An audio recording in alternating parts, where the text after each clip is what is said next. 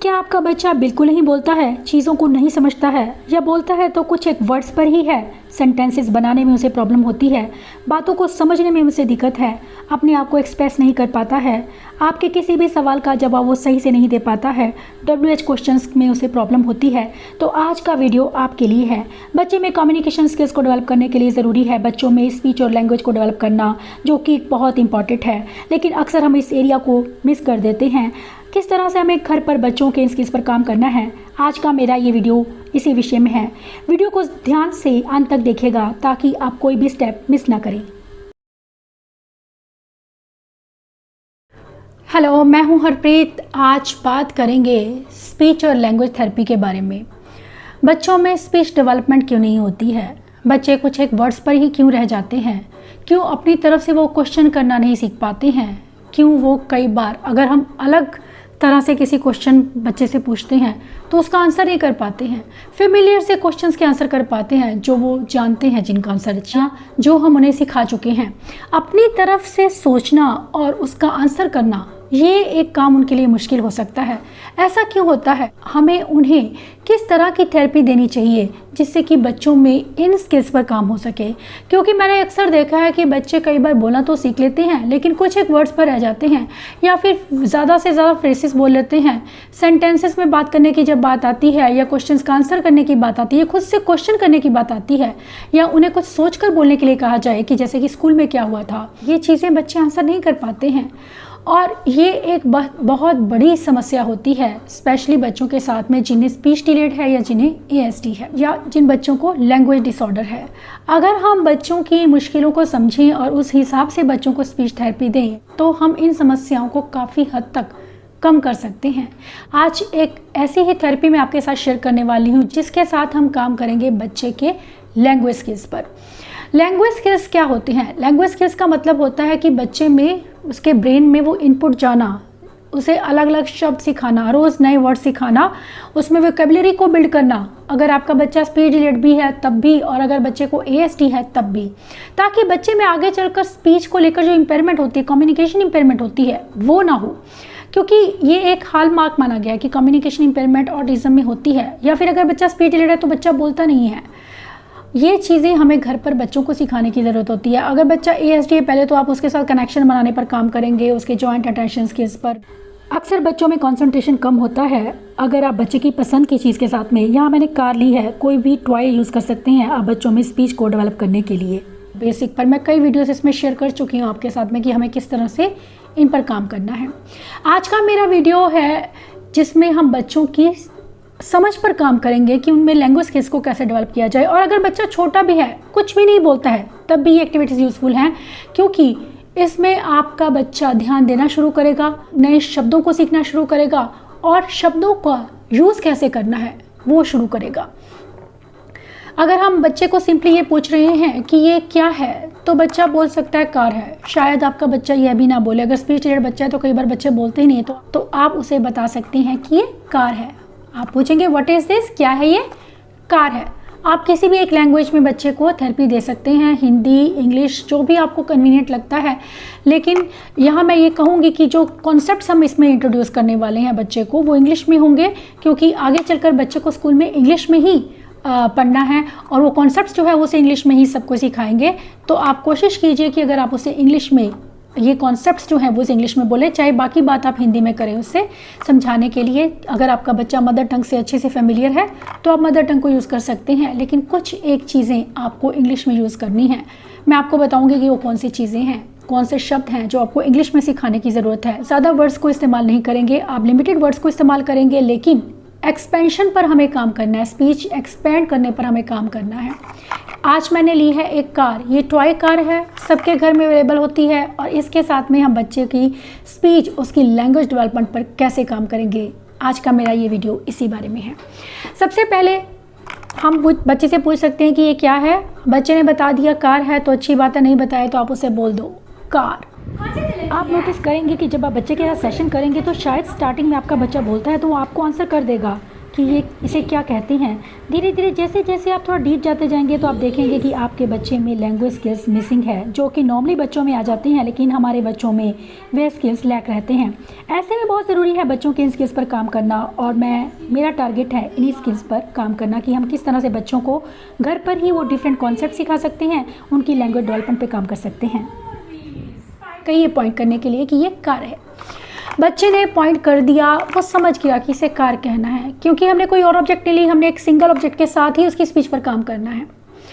और जब बच्चे ने बता दिया कि ये कार है, तो हम बच्चे को पूछ सकते हैं कि कौन से कलर की है, व्हाट कलर इट हैज़, कौन से कलर। अब आपने रंग नहीं बोलना है, यहाँ पर आपने कलर बोलना है, क्योंकि कलर जो है वो वर्ड जो है वो आगे भी उसको चलेगा उसके एकेडमिक में। जब वो स्कूल में जाएगा तो कलर ही बोलेगा, कोई रंग वर्ड को यूज़ नहीं करेगा। तो आप कलर बोलेंगे कि ये कौन से कलर की है, बच्चे को बोलना है ब्लू। नीला ये वर्ड यूज़ नहीं करना है, आपने बोलना है ब्लू कलर की कार है। कौन से कलर की है, ब्लू कलर।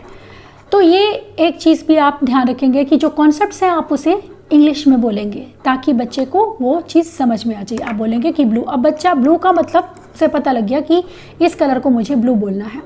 इस कलर जो है कलर कॉन्सेप्ट होता है, और कलर कॉन्सेप्ट बच्चा समझना शुरू कर देगा कि इसे ब्लू कलर बोलना है। अब हम पूछ सकते हैं, जो हमारा नेक्स्ट क्वेश्चन होगा, क्योंकि हम बच्चे की अंडरस्टैंडिंग पर काम कर रहे हैं तो उस एक आइटम के रिगार्डिंग ही मैं उससे क्वेश्चंस पूछ रही हूँ।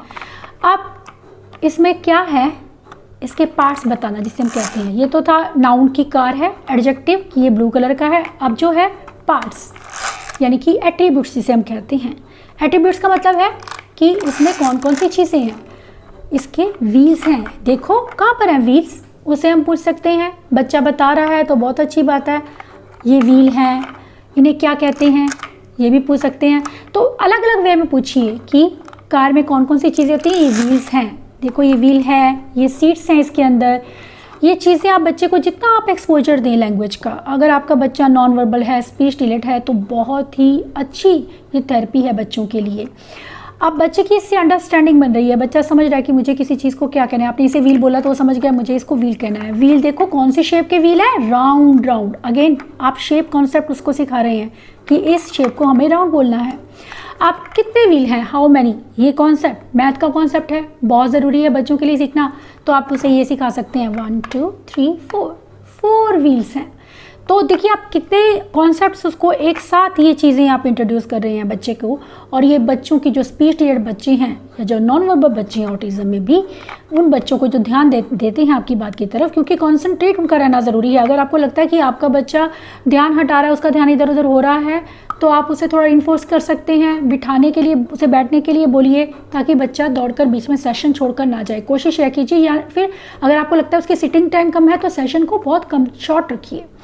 आप दोबारा फिर जब हम लेकर बैठते हैं बच्चे को, तो हम फिर से वो क्वेश्चन पूछ सकते हैं, और बच्चे को आगे हम अपनी एक्सपेंशन पर काम शुरू करेंगे कि कितने व्हील्स हैं, 4 व्हील्स, 1 2 3 4 व्हील्स।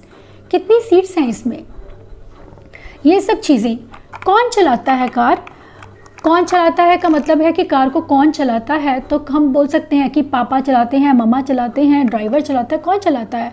तो ये आप अगर बच्चा नॉन वर्बल है तो ये एक इंटरवर्बल क्वेश्चन है, तो आप बच्चे की पिक्चर रख सकते हैं सामने कि कौन चलाता है कार, पापा चलाते हैं। बच्चा पापा की फ़ोटो को, या मम्मा चलाती हैं। तो ये चीज़ें मम्मा पापा दोनों चलाते हैं। ये भी एक चीज़ बच्चों को हेल्प करती है कि चलाने का जो है कि कौन ड्राइविंग सीट पर होता है या कौन चलाता है, ये चीज़ बच्चे समझना शुरू करते हैं। अंडरस्टैंडिंग लेवल पर डिपेंड है कि आपके बच्चे की अंडरस्टैंडिंग कितनी है, वो कितना अंडरस्टैंड कर रहा है, उस हिसाब से आप बच्चे को एक्सपोजर देंगे।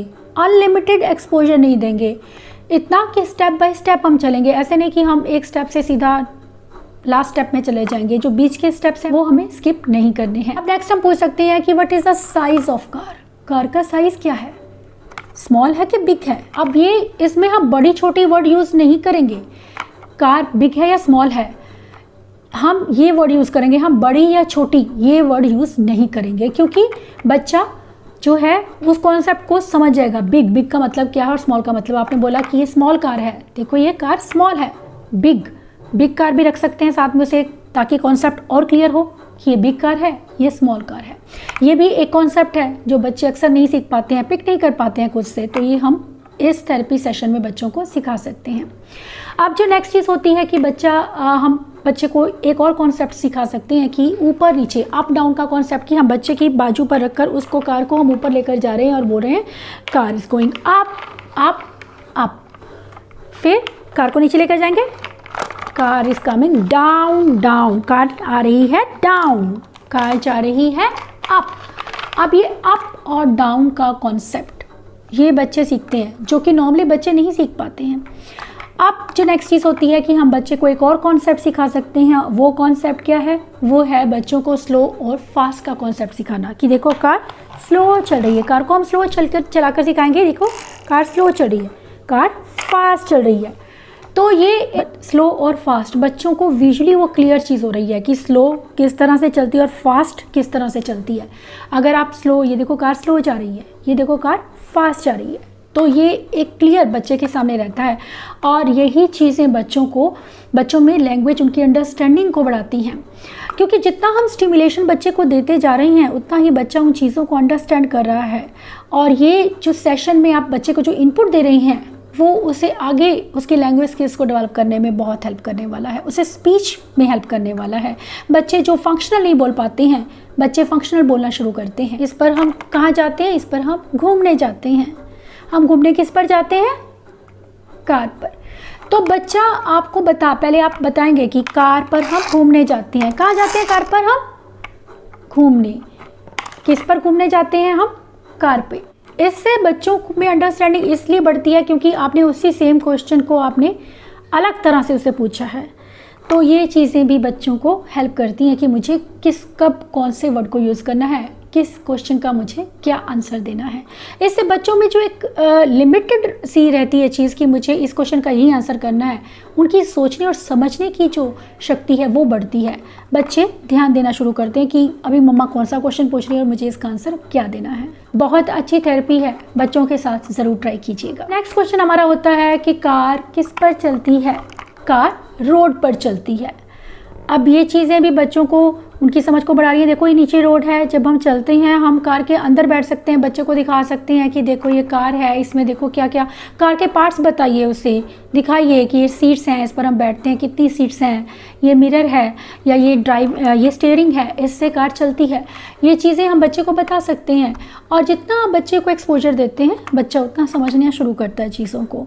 और चीज़ें भी पूछ सकते हैं, जैसे उसकी रीजनिंग पर काम करना कि कार रोड पर चलती है, ट्रेन कहाँ पर चलती है, तो बच्चा बता सके कि वो ट्रैक पर चलती है। जितना आप बच्चे को एक्सपोजर दें, मैं अगेन कहूँगी कि अगर आपके बच्चे का लेवल है तो आप बच्चे को ये क्वेश्चन पूछ सकते हैं। कार्स के साथ हम कार क्या करते हैं? हम कार को हम ड्राइव करते हैं, कार को चलाते हैं। क्या चलाते हैं? कार। अगेन हमने उसे वाइस वर्सा क्वेश्चन इस तरह से पूछना है। बहुत ही अच्छा बच्चों के उनकी स्पीच पर काम करने के लिए, उनकी अंडरस्टैंडिंग को बढ़ाने के लिए। जगह पर वो फिक्स रहती है उनकी लैंग्वेज, उस में हमें उससे बच्चे को बाहर निकालना है, उससे फ्लेक्सिबिलिटी उसमें लाना, लैंग्वेज को किस तरह से हमें वर्ड्स को यूज़ करना है, ये है बच्चों को सिखाना बहुत ज़रूरी। अब नेक्स्ट हम जो सिखाएंगे वो है कम्युनिटी हेल्पर्स के बारे में। अगर आपका बच्चा कम्युनिटी हेल्पर्स नहीं जानता है तो वो भी सीखेगा इससे, क्योंकि आप बच्चे को पूछेंगे कि कार हमारी ख़राब हो गई, कार रुक गई, या कार को रिपेयर करना है, तो रिपेयर करने के लिए, उसे फिक्स करने के लिए हम कहाँ पर लेकर जाएंगे? कार को कौन फिक्स करता है? अगर बच्चा नहीं बताता है, आप उसकी तरफ देखिए, नहीं कुछ बोल रहा है, तो आप बोलेंगे इसका मतलब वो नहीं जानता है, तो आप बोल सकते हैं मैकेनिक। बच्चा नॉन वर्बल है तब भी उससे ज़रूर ये इनपुट दीजिए, मैकेनिक कार को रिपेयर करेगा, उसे ठीक कर देगा और कार फिर से हमारी चलने लगेगी। अब नेक्स्ट क्वेश्चन, हम बच्चे को कार के अंदर, मैंने बोला कि हमें कार के अंदर बैठना है और उससे अलग अलग चीज़ों के बारे में बताना है, तो हम पूछ सकते हैं कि कार कैसे चलती है। अगर आपके बच्चे ने कभी नोटिस नहीं किया तो वो नोटिस करना शुरू करेगा, आप उसे दिखाएंगे कि ये की है। इससे बच्चे चीज़ों को समझना शुरू करते हैं कि कार की के साथ में कॉज एंड इफेक्ट का एक रिलेशन समझना रियल लाइफ में। बच्चों को ये सब चीज़ें सिखानी ज़रूरी हैं और बच्चे इन्हें सीखते भी हैं। इसके अलावा हम पूछ सकते हैं कि कार में हम क्या पहनते हैं? कार में हम सीट बेल्ट पहनते हैं। ये देखो ये सीट बेल्ट है, उसे दिखाइए कि ये सीट बेल्ट है, इसे हम ऐसे लगाते हैं। और ये क्यों पहनते हैं? हम अपनी सेफ्टी के लिए पहनते हैं। सीट बेल्ट हमें सेफ रखते हैं। हमें क्या सेफ रखते हैं? क्या पहनते हैं हम कार में? तो बच्चा बोलेगा सीट बेल्ट। सीट बेल्ट क्यों पहनते हैं? आप बच्चे की लेवल के हिसाब से क्वेश्चन कीजिए। अगर आंसर बच्चा करता है तो ठीक है, नहीं तो खुद आंसर कीजिए ताकि बच्चे को समझ आ जाए मुझे यहाँ पर ये आंसर करना है। धीरे धीरे बच्चे इन चीज़ों को समझते हैं। इस तरह से आप बच्चे में बहुत से कॉन्सेप्ट्स इस एक सेशन के साथ में एक ऑब्जेक्ट, सिंपल से ऑब्जेक्ट है, उसके साथ में आप बच्चे को वो सब कॉन्सेप्ट सिखा रहे हैं। और ये चीज़ें जब बच्चा सीख जाता है तो डेफिनेटली बच्चों में लैंग्वेज स्किल्स उसमें डेवलप होने शुरू होंगे। आप चीज़ों के साथ में उसकी प्रैक्टिस करवाइए। मैं अलग अलग चीज़ों के साथ में आपको बताती रहूँगी ऐसी थेरेपीज, जिससे कि आप बच्चों के साथ में घर पर ही समझ पाएँ कि मुझे अपने बच्चे की मेन लैंग्वेज को कैसे डेवलप करना है। जो बच्चे बहुत रिस्ट्रिक्टेड सी लैंग्वेज यूज़ करते हैं उन्हें किस तरह से उन्हें फ्लेक्सिबिलिटी उनकी लैंग्वेज में लाना और वर्ड्स को सोशल कॉन्टेक्स्ट में किस तरह से उन वर्ड्स को बच्चे को यूज़ करना है, यह सिखाना भी ज़रूरी है। आशा करती हूँ कि ये वीडियो आपको हेल्प करेगा बच्चों में स्पीच और लैंग्वेज स्किल्स को डेवलप करने में।